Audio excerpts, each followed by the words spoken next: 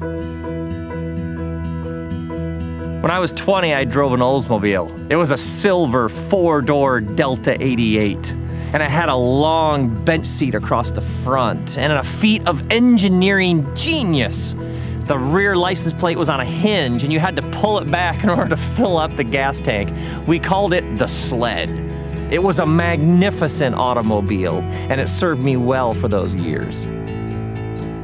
But they don't make Oldsmobiles anymore. I mean, they used to be popular, but the factories have shut down.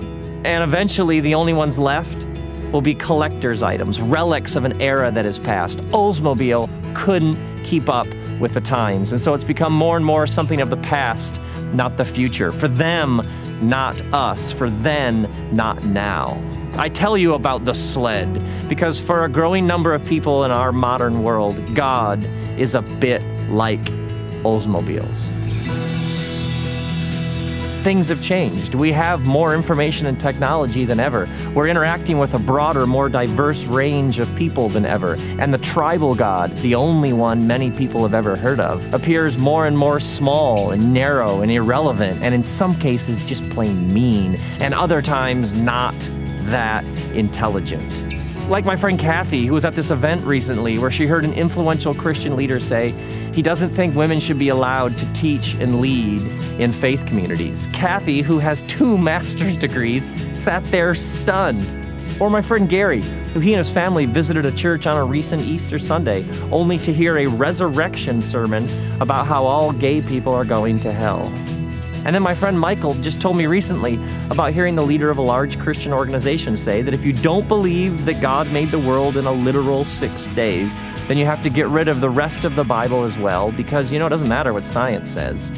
This is a problem.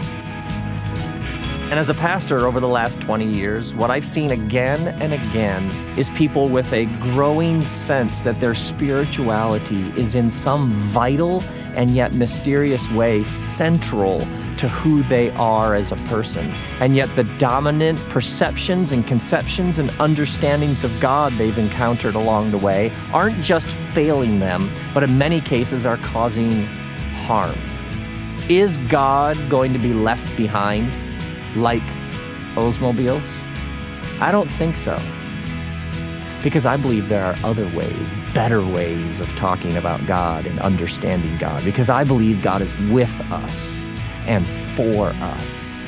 And I believe God is actually ahead of us, calling us and drawing us and inviting and pulling us all, every one of us, into a better future than we could ever imagine.